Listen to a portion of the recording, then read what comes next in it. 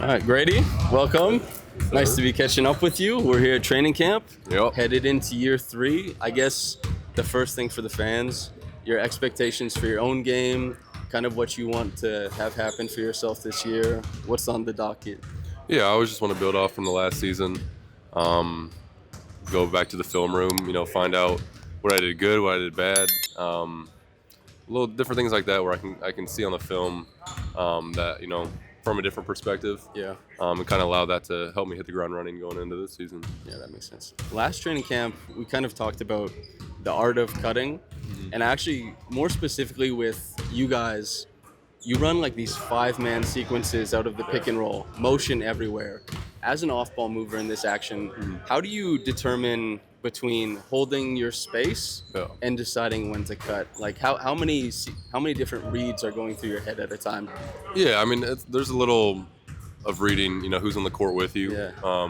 with your teammates, and then on the other side is reading the defense. And that's probably more so reading the defense, I feel like, kind of makes you decide what to do, especially for me as a shooter. Moving without the ball is probably one of the most important things for helping me score. So I think it's knowing whether I have, like with this training camp, Jamal as a point guard, Quick as a point guard. Those are guys that can, have really good sight of, finding me. And also those are guys that can go get their own buckets. So it's whether you kind of just want to have a feel. And like the more that we play together, the more you get that feel and the really just chemistry at the end of the day. So I feel like after playing with them, I kind of know if, they're driving, I'm kind of moving, making space for them. Maybe if I've hit a couple shots, that's pulling my defender out, giving them a lane to score, and then vice versa. If they've hit some shots and I can move, they pull their guy out, I hit a three from their passes. So it just goes both ways. Yeah. I guess, cutting is such a big part of what you guys do. Have you been able to impart any wisdom on anybody? Do guys come to you? I mean, for people who don't know, you were top 10 in off-ball screens used in the NBA. As far as they measure, you were one of the fastest moving players on average, and like running, cutting. Does anybody come to you and ask about like how you're seeing the floor, how you read the floor? A little bit. I feel like actually yesterday me and RJ were talking about we were guarding each other on some running through executing our plays and going kind of full court. But I would start off on him, he'd start off on me, and then I would come off the screen, and then he would be kind of chasing behind, and he's just kind of laughing after practice saying, hey, it's kind of annoying, running after you all the time. But I mean, it's a compliment at the end of the day, because when I guard him, it's pretty annoying trying to body up and stay strong against a player like him that can go downhill as well as he does. So it's compliment goes both ways, and I feel like when guys, it shows me that people are seeing that, and not only does it help me, but it's going to help me even more when guys are kind of worried about, they got to chase this dude around. You see how people talk about Steph Curry and how much of a challenge it is to just keep up with him. So the more I do that, the more I kind of build into my shape throughout the games, and I can do that all game if I build the right shape. Yeah. You talked about bodying up with RJ. There's been, since you got into the league, everybody wants you jacked all the time. It's been a huge project. I don't know how often it gets talked about with you and your camp and the team, but how do you feel about that process of from getting drafted, a young draftee, to now like NBA body, trying to apply and be really physical in the league? Yeah. I mean, I feel like it's just day to day. I got to, get in my consistent work. Then off the court is that much more important, where I'm focusing on my nutrition more and more, getting in the gym. I'm only 21, so every year I'm getting stronger, just like that. So when I can combine that with the daily vitamins that I do myself and others helping me, I mean, I feel like I'm just gonna fill out. How hard is it to eat? That's kind of like, people don't talk about that much. It's hard to eat that much, dude. Like, is there something that you're like, I can eat this, I can get the calories in to burn and to work it out? I'm a big snacker, so like, man. I always like joke about my metabolism's fast, and like if I eat all in one time like a camel of water, then I'm good for a long period of time, which is not what you want to do as a athlete trying to gain weight. You want to kind of keep it spread and equal throughout the day. But the big thing for me was just finding the right foods, finding the right snacks. I can eat a big meal, but then you have those PB&Js or what Uncrustables or whatnot throughout the day, where you can kind of fill in those gaps of not going 2 hours without food. That was kind of the main thing. Is there a Canadian snack it's not too much different from America, but when you come here, there's like ketchup chips and all that kind of stuff. You probably you got your crispers. Not just snacks, they're crispers. Yeah. Yeah, I got the crispers. I'm trying to think. I don't know. A Canadian. Oh no.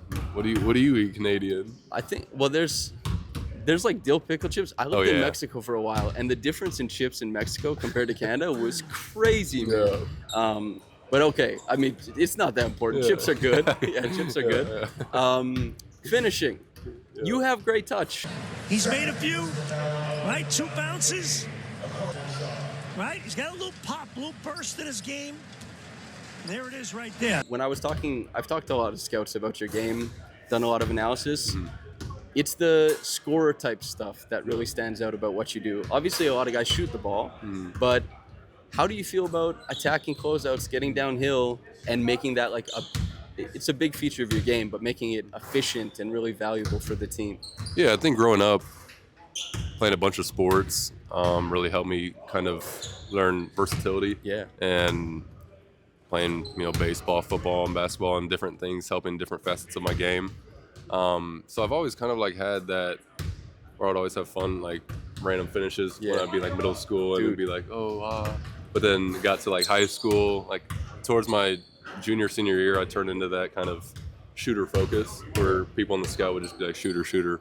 So I guess it's always fun to like kind of show them like I got versatility in my game and I'm not just labeled as one thing. I'm not one dimensional. So I feel like I said earlier, one of the first questions about going back and watching film, trying to hit the ground running going into this season, it's stuff like that where there's a ton of closeouts where I pump faked when I didn't need to, and I'm just feeling like, okay, after my first year, the second year, guys are kind of seeing I'm a shooter more and more, so I feel like I got to get downhill every time I feel a closeout, but I mean, half the time it's, I'm not really going to get wide open shots anymore, so it's, less of a pump fake type thing and just, knowing whether I can just shoot it right away or pass it or, drive those closeouts and then show my finishing ability. So the little things all go into take part of that, but I mean, you look at guys like Malik Beasley, for example, a lot of threes, but what isn't in his game is a pump and a baseline left hand to the quarter, like not the corner, but above the break. Yeah. That's in your game.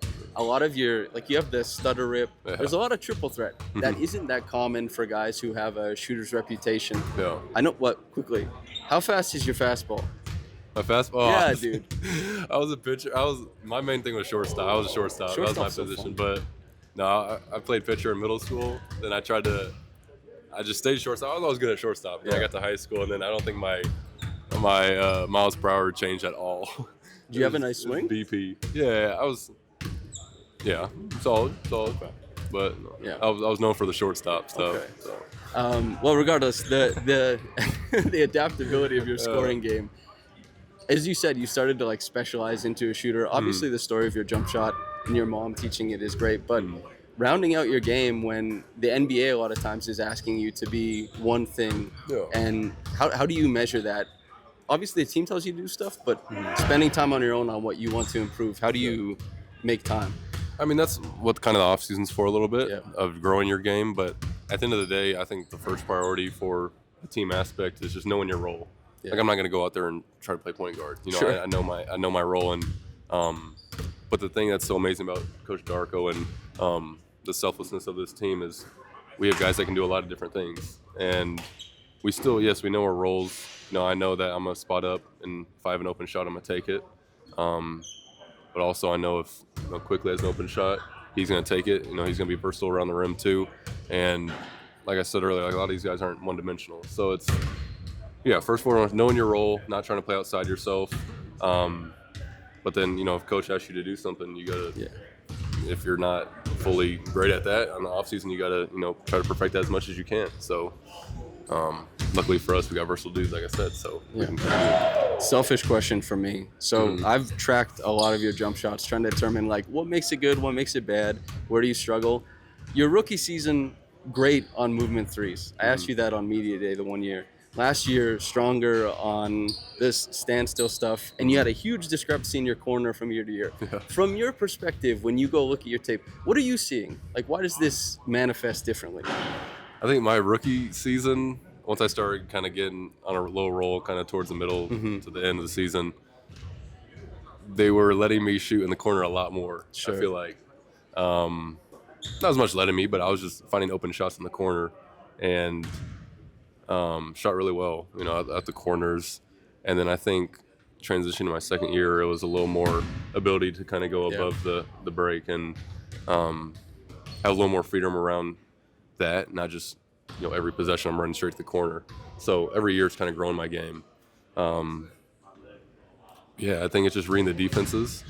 That's probably the number one thing. But like I said, a lot of guys aren't going to let a shooter on the scout have a wide open three. So just knowing when I go into my practices, a lot of what I'm practicing is with the hand in my face and stuff like that. And it gets to a point where I start shooting like that, where if I'm wide open, it's kind of like, oh, I'm not used to this. Right. So you gotta work on everything, and it's kind of, people think it'd be the other way around, but Sure. work on everything. I guess to be nerdy, you're a 2-motion shooter. Mm-hmm. This is not typical for like high volume 3-point guys. Mm-hmm. Usually it's the 1 motion with the pull, kind of going from here. What is the advantages and disadvantages of being 2-motion versus 1 motion in your mind? I think it's hard to block. I have a 6'7" frame. Yeah.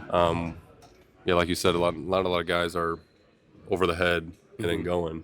And you see Steph, and he can shoot it so far in such fluent motion. Obviously, everyone's technique's different, and he just goes up the whole way. But I mean, I've always shot the same way since I was little, and it's always up here. So I feel like when I catch it, it kind of helps me. I mean, I had one yesterday where I just caught it here and just went straight up. Yeah. So it kind of gives me the ability to have a quicker release. I think I can use that to my advantage. Like I said, being 6'7", and if I fade away, and got guys gonna have to jump too high and block my shot. Yeah, from my perspective, it seems more adaptable. And a lot of the best mid-range shooters are 2-motion guys. It seems that way. From the team perspective, we're going right away.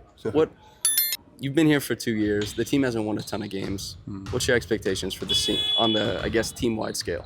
I'm just excited, the group of guys that we got right now. So the first 2 years, or at least since I've been here, it's kind of been the little rebuild where it's new guys coming and going. And then this year, I feel like we have amazing pieces. And I keep talking about in pretty much every interview I've been in of how selfless this team is. And I've never been on a team where like every guy just gets along. There's not one guy that's kind of lone to himself. And I feel like that kind of is gonna make you want to play for someone more than just a win. Because at the end of the day, fans want to see wins. We want to see wins. And being with a group of guys like this is going to make that much more. So, hell yeah. Enjoy Banff. Enjoy the great Mother Nature out there, man. See you guys. Thanks for tuning in.